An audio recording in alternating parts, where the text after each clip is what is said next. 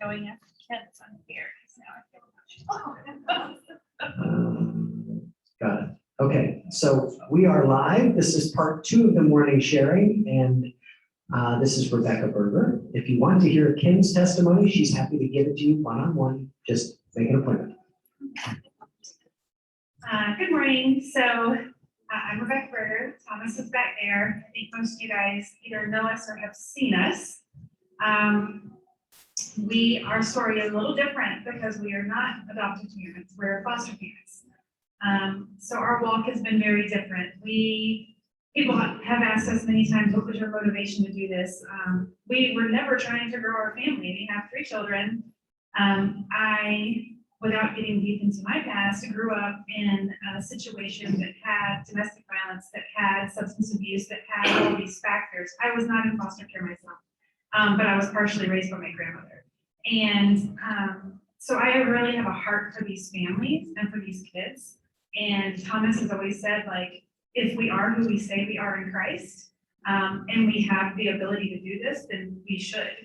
The short version is we don't have a good reason to say no. So we're going to say yes to this walk. We have been fostering about 4.5 years. We have had 8 long-term placements. The 2 kids with us now have been with us for 2 years and 8 months, which is a long case. And that has kind of been our walk through it. Every child that comes into your house when you are fostering, whether they are a day old, a year old, or 10 years old, comes with trauma. I know when we were talking with Andrew and Haley, we talked about trauma a lot. This is a family separation, the rift like Tim was talking about, but it is not one made out of a place of joy. And so it is painful for these families, and it is painful for these kids. So there is a lot of learning how to parent very differently, and how to walk through this. We were very naive 4.5 years ago. We thought love and Jesus would be enough. And we learned pretty quickly that while those are very important things, we've had to learn a lot about racial reconciliation, about trauma, and about how we can help these kids and these families. So what is foster care? First of all, foster care is a temporary arrangement in which adults provide care for a child whose parent or caregiver is currently unable to provide a safe or stable environment for them for whatever reason. Children in care are there through no fault of their own. It is what's happened in their family that has placed them there. And the goal of foster care is reunification with the family always. There's a little asterisk under that. There are a small percentage of kids who come into care and their goal is immediately adoption. This generally happens when a family has had multiple removals or whatever brought them into care was so egregious that there is no reunification attempt made. But the primary goal of foster care is not adoption. The primary goal of foster care is reunification with family. This is achieved by the parents working what's called a case plan. They have specific goals, which is usually something like substance abuse counseling, domestic violence counseling, employment, stable living arrangements, just things like that to try to get their life on track. Things that when we first started reading case plans, we're like, I mean, basically this says don't hit each other and give your kids food. Like, how can anyone never not get their kids back? And that's part of when we were very naive. These families are dealing with huge struggles that go generations deep, and they're expected to fix them in a relatively short period of time, with the caveat being, if you don't, you lose your kids. So that's a pretty big thing hanging over them. Okay, don't use drugs, but here's a super stressful situation that's going to make want to go use drugs. So we learned a lot walking into that about who these families are and who these kids are. The primary goal is parent reunification. When that's not possible, they look to immediate families such as grandparents, aunts, uncles, older siblings even, or families who have adopted prior siblings. They always try to keep some contact with biological family.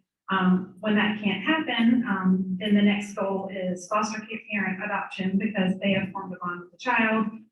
When that doesn't happen, then these children become open for what's considered open adoption through foster care. Not open with the parents, but people that go and get approved, and then they peruse through files and talk to case managers and try to get placed with a child. When children enter care, non-relative or kinship placement is the first preferred option. This is when a child goes to stay with either a family friend or an extended family member, someone who is stable within their community, This is to lessen the trauma to the child, because if you're going to your cousin's house or your friend's house, you're not just going to a stranger's house. It's a lot easier on the kids. And families tend to do better if they're able to establish a support network within their family or community. So the number one goal when they come into care is kinship care. In Duval County, that's about 31% of the kids go into kinship care. After that, it's traditional foster homes. That's what Thomas and I are. It's families that have gone, taken classes, signed some paperwork, had your fingerprints done, and now they say, okay, now you can have strangers' children, which when you think about it is a little crazy. But about 51% of kids that come into care go in Duval County, go into traditional foster homes. After that, you have group homes, which is not a great situation, but sometimes it's what they have to do. A lot of our teenagers are unfortunately in group homes because they are considered what's called hard to place. These kids have been through a lot, and that can be really challenging for families to face. Another small percentage goes into what's called in-home care. So they're technically in foster care, but they get what's called a safety monitor. So they are allowed to stay in home. So what this looks like is the kinship caregiver possibly moving in with the family.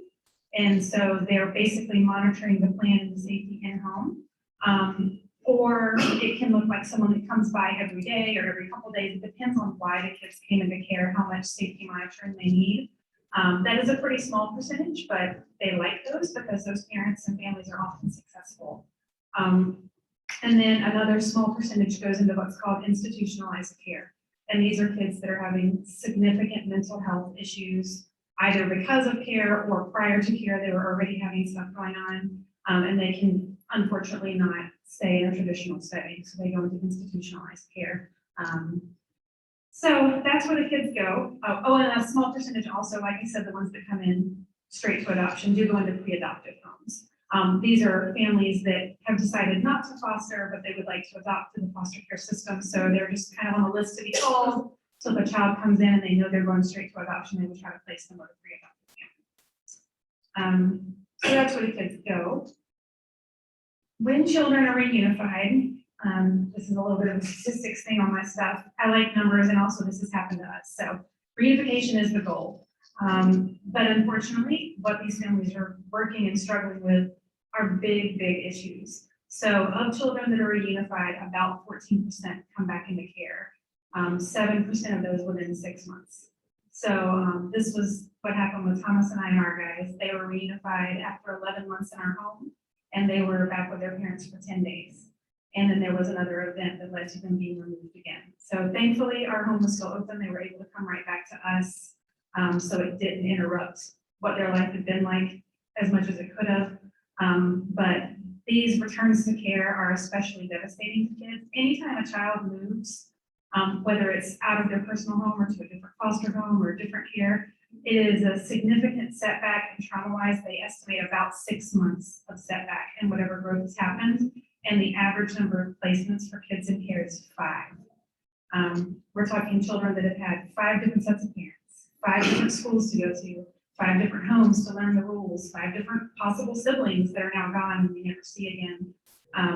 That is hugely traumatic to a small child's brain. So the goal is to have them stay in one home as long as they're in care.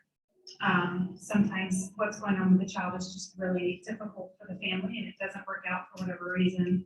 So unfortunately, these kids do get moved a lot. Okay, so who are the kids? How many kids are there? These are some of the questions we get. On any given day in the United States of America, there are approximately 424,000 children in foster care. In Florida, we have between 22 and 24,000. The Northeast region, which is us, accounts for about 3,500 to 5,000 of these kids. And Duval County is about 1,000 to 1,500. Now that's during normal times. Right now, there are currently greater than 1,400 school-aged children alone in Duval County. I couldn't get the most recent statistics. So all the statistics are 1 to 2 years old because they run them a year later and the pandemic's been a mess. But I know that there's that many school-aged kids because that's how many backpacks they're looking for. So foster care has experienced a lot of growth nationwide because of the pandemic, because there's been an increase in job and housing stability, which is huge factors in why kids come into care. There are approximately 300 traditional foster homes in Duval County and about 4,561 in the state of Florida. So if you remember those numbers I just said, there's a math problem there. We don't have enough homes for the kids that are coming in here. In Duval alone, we average 59 removals per month. So that's almost 60 children every month coming into care. Now, we also have kids going out of care, but that's a lot of kids coming into care every month. The main reasons for removal, and these are in order of significance for why kids are pulled. Number one is caretaker drug use. Number two is neglect. Number three is caretaker inability to cope.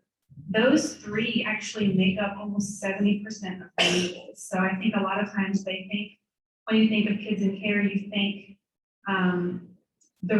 like abuse, things like that. That does happen. Physical abuse is after that. But the biggest ones are actually addiction, and inability to cope is things like medical neglect, not taking the children to the doctor, not getting them to school. Basically, usually there's more than one reason. For our children, it was domestic violence was the primary, with substance abuse secondary. And if that's what's going on in your house, how are you taking care of the kids? And then after that, physical abuse, then inadequate housing, abandonment, incarceration, sexual abuse, and there is a small percentage of children removed for what's called child behavior. That doesn't mean that it was the child's fault they were removed, but basically their needs exceed what the family can provide in their home. The kids are about 52% male and 48% female. That's been very static since the 80s. So just percentage-wise, that's about what's coming in. The average age of kids in care nationwide is 8 years old. Over a third of the kids nationwide are children of color, so minority kids. And in Duval County, we're actually a little bit higher than that. We're closer to, I think it's like 46% are minority children that come in. In 2019, there were 71,000 children who were already TPR and awaiting adoption. This number does not include children that are in pre-adopted homes or who will be being adopted by family or their foster family. What's TPR? TPR is termination of parental rights. Sorry, foster parents speak in acronyms. TPR means the parental rights have already been terminated. So there were 71,000 basically completely free and clear kids waiting adoption. There was not a family for them right now. If you include ones that are being adopted by family or foster family, it's 120,000 kids awaiting adoption. The children who have been TPR'd and are not in pre-adopted homes are typically older kids. The median age is 12 nationwide. In Florida, it's closer to 14. Also in 2009, over 20,000 children aged out of foster care without any permanency. What that means is they either became 18 or 21, depending on the state they're in. It's a little bit different rules. And basically we're told, okay, go be an adult. You've never had permanency in your entire life, but here you go. Good luck with that. As you can guess, that does not go very well. Statistically, these kids are at significant risk of homelessness, unemployment, incarceration, and being sex trafficked. 1 in 5 will become homeless within the first 6 months of aging out of care. Only half will be employed. Less than 3% will ever receive a college degree, and 71% of the females will become pregnant within the first year. As you can imagine, this often leads to the children themselves becoming involved with CPS, and the cycle continues.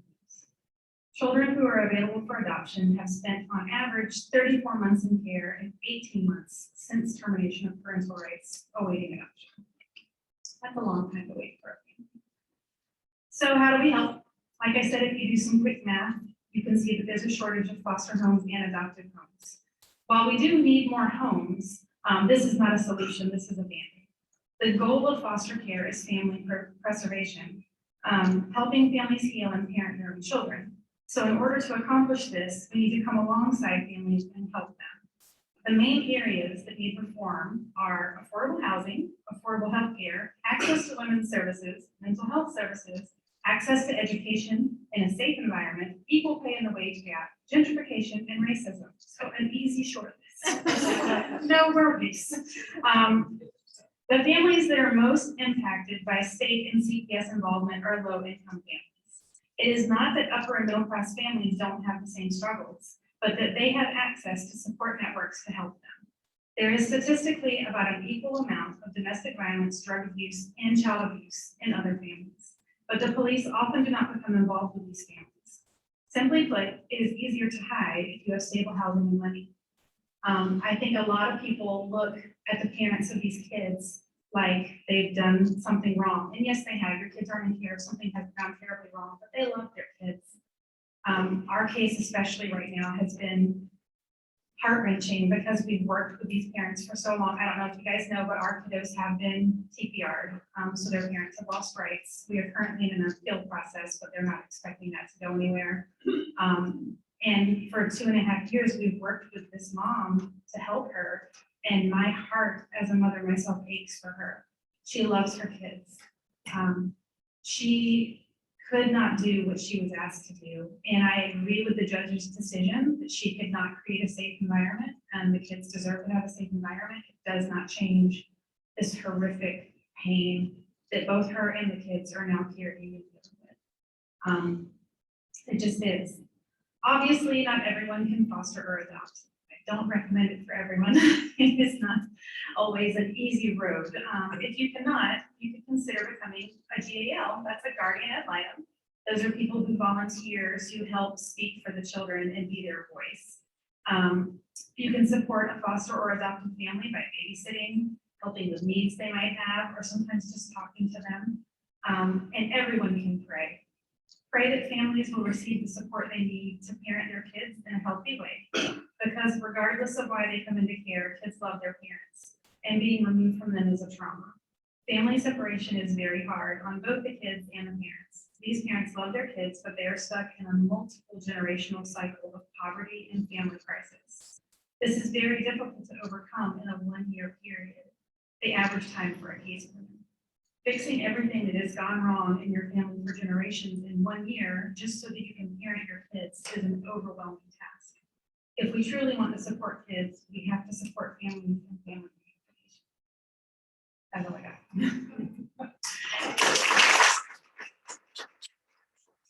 Anyone have any questions about foster care? Rebecca, one thing we don't hear anything about is the economic impact of fostering and adoption. What happens when we move from fostering to adoption in that regards? For the family, so, I'm gonna interrupt. Church is starting for anybody who hasn't been there yet, for like 2 minutes, Yeah, 7 minutes. 7 minutes? Okay, sorry. So in foster care, you receive what's called a stipend for the child. That is to cover monthly expenses and to help out, and they receive Medicaid for their insurance. So there is not as much as a financial impact on the family. Adoption through foster care is actually free. Well, you have to go get a background check, which costs $50. But the adoption itself is free. The state is trying to facilitate these families kids getting into families. You actually are provided with an adoption stipend post-adoption, and that's part of your adoption agreement, and it depends on what's going on with the kids. Any child that is considered special needs receives a higher stipend, which is most of our kids in care, honestly, because if you are a minority, you're considered a special need.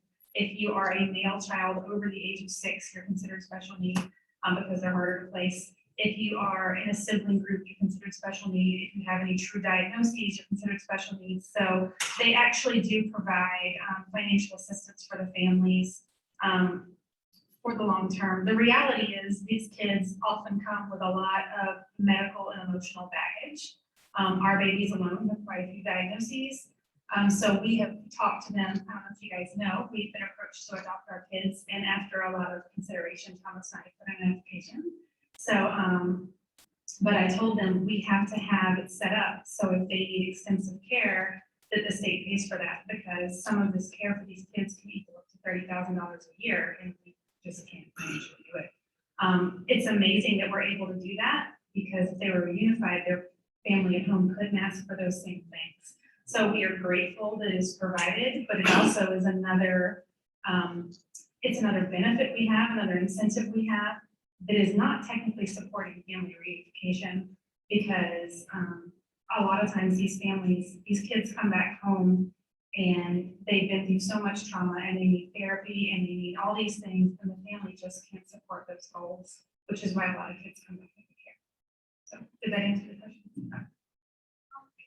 don't know if it's true, do children who are adopted out Free college? Yeah. They do. If you are adopted out of foster care, you get a free college tuition at a state school in the state you were adopted from. And so in Florida, that would be, you just have to get admitted. And you have to maintain a minimum, I think it's a minimum of 12 course hours per semester or 8. It's not a full course load, it's like a half. I don't know what those numbers are. But yes, they are provided with free college education.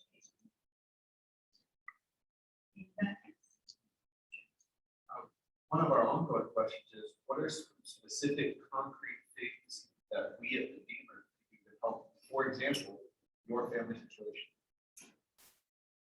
So, and this is a hard question to answer, because sometimes it's hard to know what do you need.